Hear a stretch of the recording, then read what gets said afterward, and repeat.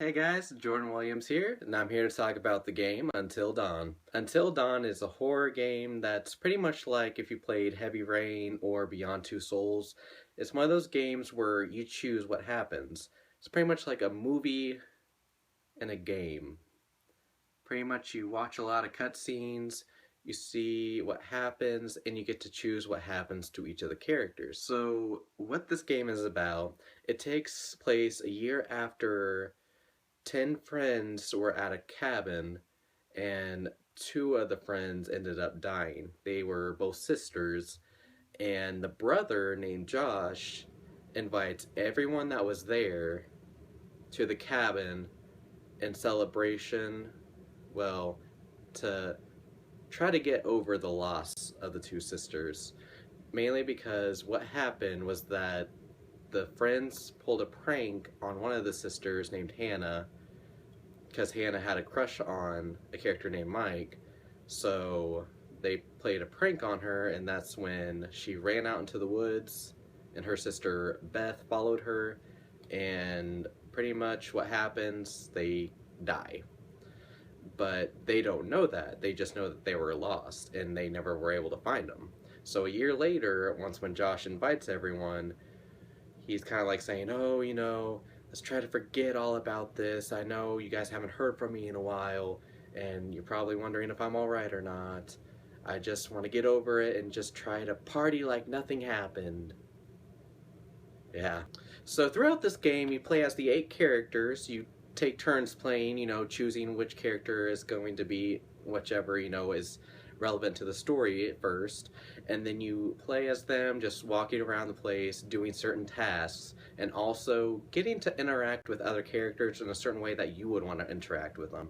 Say, like, if you were talking to one of the characters, you could say, you could do something that was, you thought would be good to do, like whether it was, if you didn't like, say if you didn't like the certain character, you might, if you want to diss them or hate on them, you could do that, and then it would show the reaction of what would happen. One thing in this game that you really need to rely on is the butterfly effect.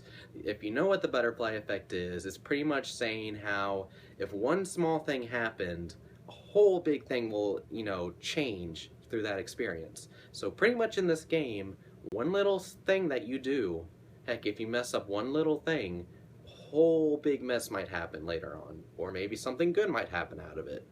Who knows? It's just one of those games where you try to figure out what happens as you play along. It's kind of like those choose your own story type books, except you can't go back, cheat and go back to to the page you were on just to get the other page so that way you could live. Yeah, you know what I'm talking about. I did the same thing. I used to cheat when I read those books. But pretty much what happens is that once when you're in the cabin, all kinds of spooky things start happening. They see paranormal things happen. They see a stalker on the loose. They see a wanted sign saying that a person that used to, you know, haunt the place pretty much, stalk the people that lived there, was, still at large. And like all these strange things start happening once when you're there. It gets pretty freaky and also pretty interesting as you play on. Some of the characters you'll like, some of them you might not like. I know I didn't like some of the characters, such as like Emily and Jessica. They came off as a little bitchy, but still, they're I was one of those people that wanted to keep everyone alive, so I did the best that I could to try to make sure everyone lived. Sadly, that was not the case. I beat the game last night, and yeah, let's just say I played it for hours on end. It was one of those games that you cannot stop playing because you just get so hooked into it. It's also one of those games once when you play it and you want to stop, you're like, no, I'll stop after this next chapter, or no, I'll stop after this next scene, and you still keep playing. That's pretty much what I did with this game. And once when I finished it, I got everyone but 2 people to survive, and that was like Matt and Josh. I'm not gonna say how they die because I do not want to ruin it for anyone, but that's the characters I ended up having get killed, sadly, even though I wanted everyone to survive. One of those games where you have to rely on what you think would be the best option, and let's just say that some of the options you have to second guess yourself on. especially when you're talking to a doctor guy throughout like middle parts of the game. Every scene, like after every chapter, you talk to this one doctor, and he's talking to a certain person, which is apparently you at the moment. And he has you answer these questions for him to see what you fear the most. And it kind of goes along with what you do throughout the game. So what you choose in that option is what will affect the gameplay. So say like if you're afraid of like, guts and gore and all that. Like there's an option where you choose, whether you are afraid of gore or whether you're afraid of heights or whether, he has you choose pages and he has you try to do it quicker and quicker as you go along as choosing the options. It changes what might happen. And also he asks, which character do you prefer out of the two? Like you would choose certain characters that you like or would hope to live. That can also change what might happen with the gameplay. I have to say the doctor himself really creeped me out throughout this whole entire game. He was probably the creepiest part in this whole game to me. I don't know, it's just something about his character really just made you just feel unsafe. Especially seeing how he always made you second guess yourself. There were so many moments where I chose an option and he'd be like, are you telling the truth? Because I think that you're not telling the truth. Are you sure? I mean, it was like stuff like that that really freaked me out. I was like, I'm pretty sure that's the option that I'm choosing. I mean, is it? Is it? Another thing I liked about this game was that it kind of made me think of Cabin in the Woods, like how it made fun of like a lot of horror genres.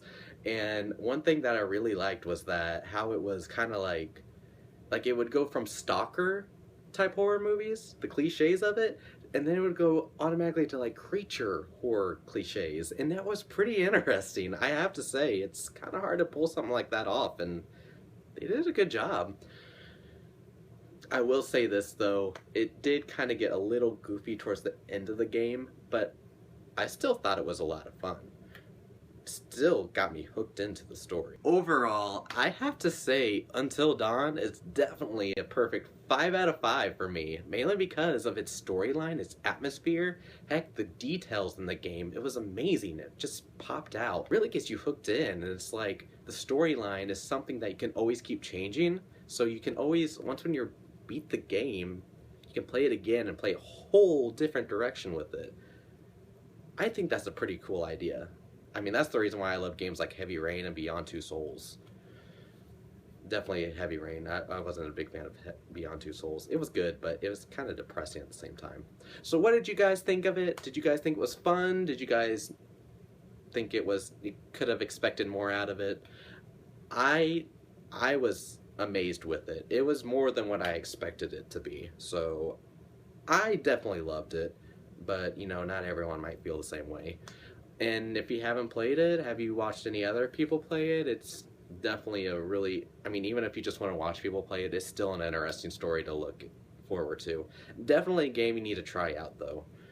Alright, just comment below, let me know, and, if there's any other game requests you'd like me to try to do, I would be honored. And also make sure to subscribe, watch some of my other videos, and you guys have an awesome day. Peace out.